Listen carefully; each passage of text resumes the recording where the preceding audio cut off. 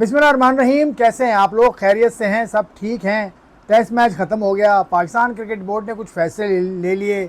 अब उनके असरात क्या होंगे वही मैं सोच रहा था, और मैं इस चीज़ को एक दूसरी सूरत हाल से मिलाने की कोशिश कर रहा हूँ।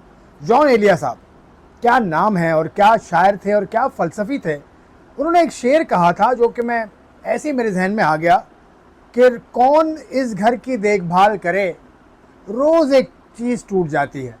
तो जॉन भैया ने शायद, ऐसा लगता है कि पाकिस्तान क्रिकेट पर ये शेर सादिक आता है। आज के हालात में अगर देखें, पाकिस्तान क्रिकेट में कुछ सही करने की कोशिश करते हैं तो पाकिस्तान क्रिकेट के अंदर चीज़ें बिखर रही हैं, चीज़ें टूट रही हैं, चीज़ें आउट ऑफ कंट्रोल हो रही हैं। उनको सही तौर से जांचा नहीं जा रहा कि क्या करना है भाई, क्या किया जाना चाहिए। काम किए जा रहे हैं लेकिन कॉस्मेटिक सर्जरी से ऊपर काम मुझे नहीं लगता कि हो रहा है। अब क्या पाकिस्तान क्रिकेट बोर्ड ने फ़ौरन काम किया, सिलेक्शन कमेटी बदल दो। अच्छा, यहाँ मैं आपको ये बात बता दूं कि इस दफ़ा सिलेक्शन कमेटी मुकम्मल तौर पर चेंज नहीं हुई है। सिलेक्शन कमेटी में कुछ लोग ऐड किए गए हैं। तो जो लोग ऐड किए गए हैं उनके बारे में ज़रा अगर हम तफसील देखें तो उसमें आकिब जावेद हैं। आकिब जावेद के अलावा उसमें हसन चीमा हैं, उसमें अज़हर अली हैं और उसमें अलीम डार साहब हैं, अंपायर हैं। असद शफीक साहब तो पहले से ही सिलेक्शन कमेटी का हिस्सा हैं, वो मुल्क से बाहर भी हैं।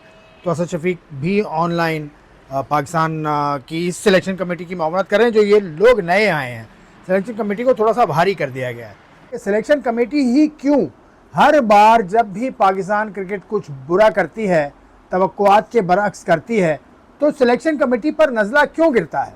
इससे पहले सिलेक्शन कमेटी से आपने दो लोगों को निकाला, अब्दुल रज़ाक को और मोहम्मद यूसुफ को। वर्ल्ड कप में जी टीम सेलेक्ट ठीक नहीं हुई थी, ठीक है, हो गया।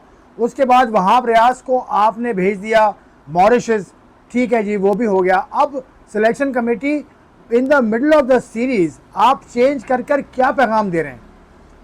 आप सिर्फ ये पैगाम दे रहे हैं कि यार हम डर गए, हम पैनिक हो गए, या फिर आप वो ना सोचें जो आपको सोचना चाहिए, हम आपको डाइवर्ट करना चाह रहे हैं। सिलेक्शन कमेटी ही क्यों हर दफ़ा सिलेक्शन कमेटी पे नज़ला क्यों गिरता है? आकिब जावेद की नज़र बहुत अच्छी है, तो वो सिलेक्शन कमेटी में होंगे, ठीक है। उनके बाद अज़हर अली पाकिस्तान के साबिक कप्तान हैं और हाल ही में जो डोमेस्टिक इवेंट हुआ उसमें वो शरीक थे, वो उसको देख रहे थे करीबी। मतलब जो डिपार्टमेंटल जो काज़म ट्रॉफ़ी हुई थी अभी हाल ही में, लास्ट जो काज़म ट्रॉफ़ी हुई है डिपार्टमेंटल, उसमें वो SNGPL का हिस्सा थे, तो वो करीब से देख रहे हैं। और वो बड़े अरसे से डोमेस्टिक क्रिकेट खेल रहे हैं, तो वो करीब से देख रहे हैं।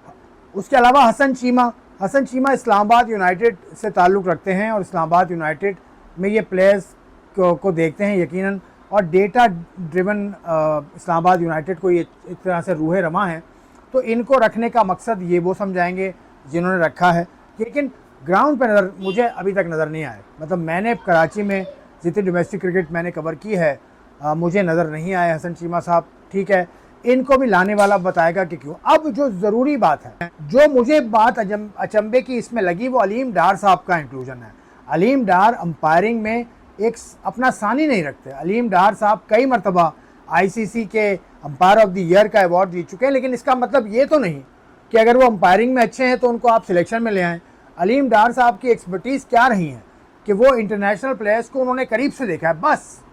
तो ये भी बताया जाए कि कौन है वो दिमाग जिसने ये सिलेक्शन कमेटी बनाई है। ये सिलेक्शन कमेटी बनाता कौन है, इसका भी कुछ सूरत हाल पता चलनी चाहिए। कौन है वो दिमाग जिसने सिलेक्शन कमेटी बनाई है? वरना मैं तो इख्तिताम में भी जॉन एलिया साहब का शेर ही पढ़ूंगा, कौन इस घर की देखभाल करे, रोज़ एक चीज़ टूट जाती है।